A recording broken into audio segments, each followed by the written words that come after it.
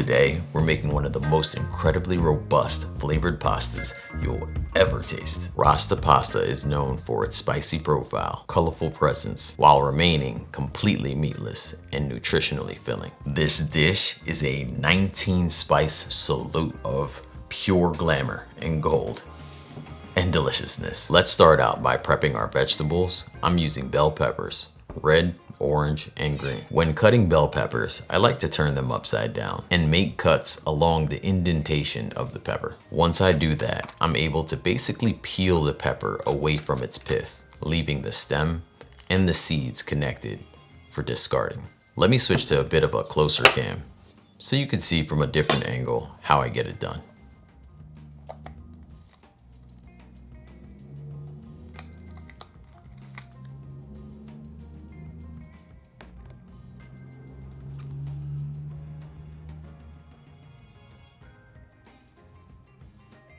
From here, I cut it into slices, either by dragging the knife through the pepper or chopping straight down. Onions, I like to chop the top to balance it so I could turn this upside down also.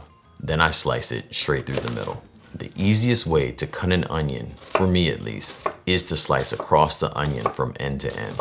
Then turn it sideways to chop it perpendicular to the original cuts until I get to the root. The root of the onion contains a higher concentration of irritating enzymes. Therefore, if you follow the method of cutting I just taught you, you have a less chance of crying when dicing your onions. For this next step, you might want to wear some gloves. We need to chop the Scotch bonnet pepper, but can you tell which one is actually a habanero? If you guessed the one on the right, you're correct, because both of these are habaneros. I feel like it's always hard to tell the difference between each of them unless you're tasting them. A Scotch bonnet has a flatter, squatter shape resembling a bonnet, while a habanero is more elongated and pointed. Scotch bonnets have a sweeter, fruitier taste. It's said to be something like apples or cherry, whereas a habanero has a more complex flavor with smokiness and more on the citrus side. Once you taste the difference, it's really easy to understand why they might not be as interchangeable. It's like a sweet potato and a potato. I mean, yeah, you can definitely swap one for the other in most recipes, but regardless, you really start to grow a preference. I'm going to de-seed this by chopping it in half and then scraping out the inside. This will help keep all of that good flavor, but with very little heat. Oh, and I'm not wearing gloves because I can't feel the spice, but I wanted to show you a cool hack.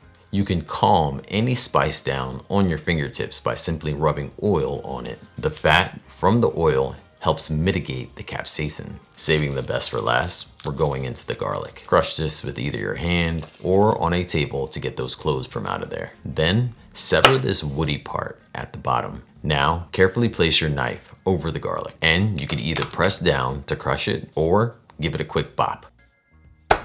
From there, you can mince the garlic by rocking the knife back and forth. Do you remember that opening line that I said about 19 spices? Well, that's not a joke. What makes this pasta dish so unique and bombastic with flavor is that your entire cabinet is going to take a crack at seasoning this dish. This is the lineup of how I make my personal jerk seasoning.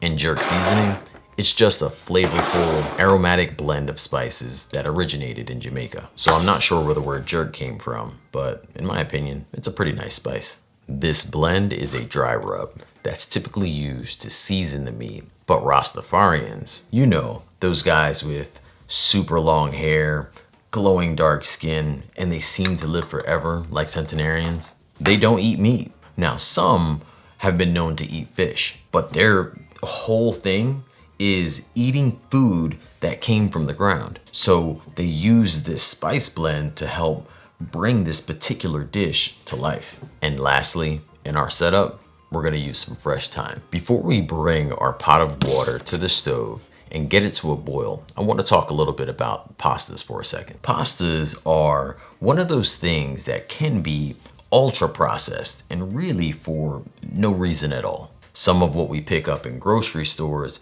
may have fancy words on them like enriched, leaving us to believe that something was added to make this better. This pasta, for example, has an ingredient list that is way too involved. Yes, it's nice that they added some things back in, but pasta, if made less processed, naturally has these things in it. This next one has only one ingredient in it, which is great. But what's odd is that the one ingredient that's in it has more to offer. So why isn't it displayed on the box? Well, that's because it's not whole wheat, so it's still a good option, but adding things like asparagus or eating this with some avocado would make it even better. The third one is looking great, with significantly more fiber and a laundry list of nutritional value. And for my protein folks, getting ones like this that have a decent amount of fiber with a healthy vitamin and mineral list are a great option, especially since it has pure ingredients. Alright, well, let's not waste any money and pop open one of these boxes and get cooking. We're going to cook this significantly under the cook time and then finish it up later in a skillet. So I go about 3 to 4 minutes of cooking and then reach in with a heat-proof measuring cup to get some of that pasta water, which I can use later when making the sauce. So now get this drained and set it off to the side. To make the sauce, I'm going to use this 12-inch skillet to get things going. I should have used a pan with a higher wall, as there was enough diameter for the ingredients to cook perfectly, but not enough of a fence to keep them from hopping out of the pan every once in a while. A little oil or vegetable stock to start if you're going the oil-free route. I have my skillet on medium-high, as I want to cook my onions and peppers and get a bit of a char on them so that they're a bit smoky throughout the dish. This will take roughly about 2 to 3 minutes, with the onions and peppers being stirred every 45 seconds to a minute. With my fresh thyme already in, I'm going in now with my garlic and my seasonings. Stir this around for just about 30 seconds to a minute, and it should smell pretty fragrant at this point. Now you know to move on to the next step. In our next step, you can use literally any dairy-free milk option that you like. Keeping in mind, the thicker the dairy-free milk, the better. But if you have no sensitivity to coconut in any way, I would like to suggest one of these two options.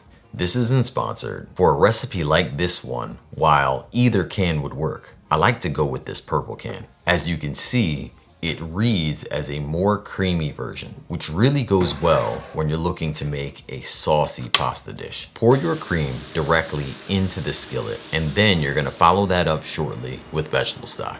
If you haven't done it already, switch over to a wooden spatula so you can scrape the base of the pot, incorporating everything in the bottom into the dish. Within a few minutes, your sauce should come to a boil. Immediately, add in your pasta and push it down so it's buried in the sauce. From here, you want to lower your heat down to a simmer and allow your sauce to finish cooking those noodles. This should take about an additional 5 minutes or so. And now this part is optional, but I think it tastes great and my kids love it.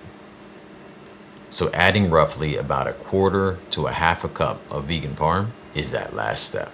That's it. You're all done. After prepping your ingredients, this dish can come together in under 20 minutes. And it's just so amazing. So good, you'll want to have it on your menu every week. Adding items like mushrooms, asparagus, broccoli, chickpeas can really take this dish to like another level. And for my folks who don't really care for spice, that jerk seasoning spice blend you can make without all the peppers. And while you'll miss very little flavor, you won't have the heat. This full recipe can be found linked in the description, or you can head on over to my website, makeitdairyfree.com. Don't forget to comment, like, subscribe, and make our community and family even bigger. Thank you so much for watching. Until next time, believe in good.